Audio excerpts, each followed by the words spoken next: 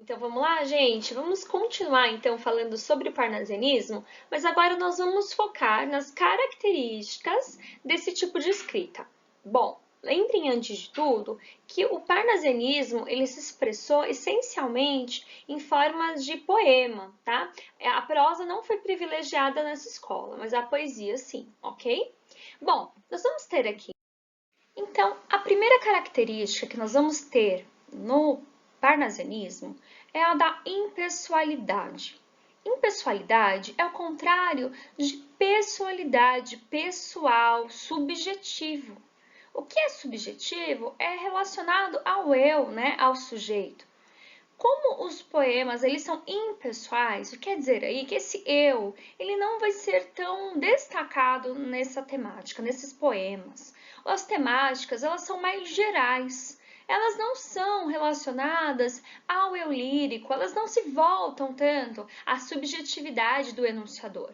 Mas os temas são gerais, por exemplo, a gente tem um poema chamado Vaso Chinês. A gente tem um outro poema chamado Vaso Grego. As próprias temáticas, elas são relacionadas a objetos, né, a coisas impessoais. Uma segunda característica é o descritivismo. Descritivismo é o culto à descrição.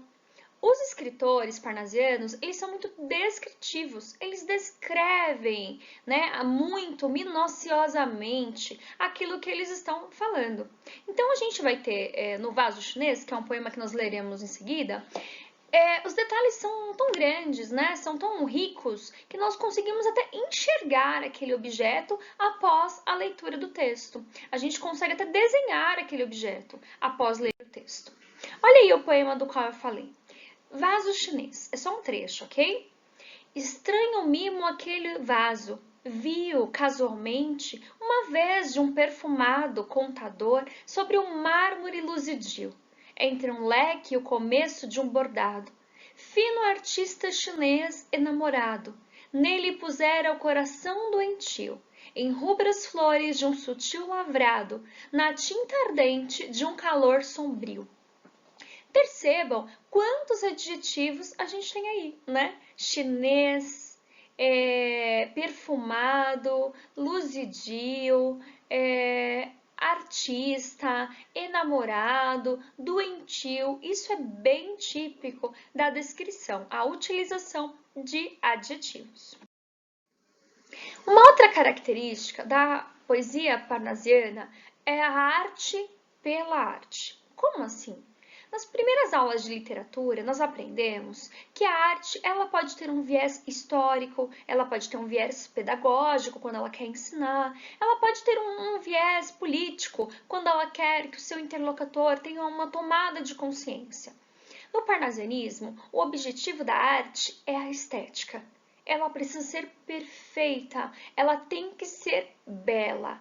Então aqui nós não vamos encontrar, como por exemplo no quadro que está ao lado dos retirantes, né, de Portinari, uma análise psicológica, social da arte. O objetivo é a beleza estética, é que ela seja perfeita em sua forma. O quarto ponto tem a ver com isso também, é o rigor formal. Ou seja, não há liberdade para que os artistas trabalhem versos livres, poemas com qualquer contagem, né, qualquer número de sílabas. Não, há um rigor na forma.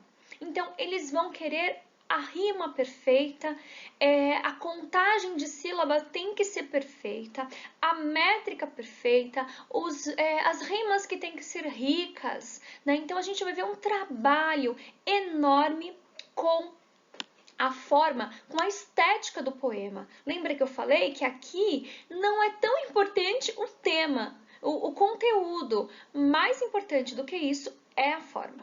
Um ótimo exemplo que eu acabei de falar sobre a importância da forma e o desgaste do poeta para ter a forma perfeita é esse fragmento do poema A um Poeta, do Olavo Bilac. Diz assim: longe do estéril turbilhão da rua, Beneditino escreve, no aconchego do claustro, na paciência e no sossego. Trabalha e teima, e lima, e sofre, e sua.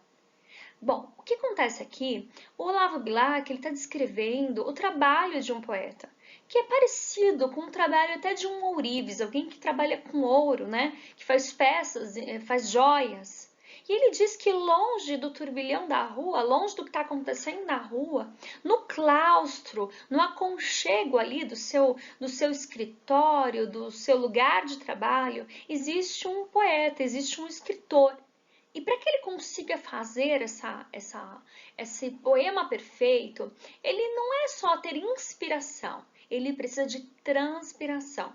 Ele trabalha, ele teima, ele lima, ele faz ali os ajustes perfeitos, ele sofre, ele sua. Sua aqui é de suar, é de suor, mostrando que o trabalho de um poeta parnasiano é um trabalho muito difícil, que requer muita dedicação, porque não é fácil escrever com todo esse rigor.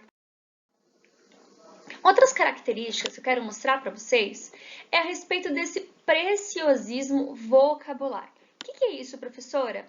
É esse uso de palavras eruditas, palavras que a gente muitas vezes nem utiliza mais, né? Que até para os leitores da época muitas vezes era complicado. Então vejam que a gente acabou de ver a palavra claustro, né? Então assim, as palavras elas vão ser escolhidas também de uma forma muito cuidadosa, né? A palavra perfeita para gerar o som perfeito, para gerar a rima perfeita, para gerar a harmonia perfeita, para que no fim a contagem de sílabas também seja perfeita.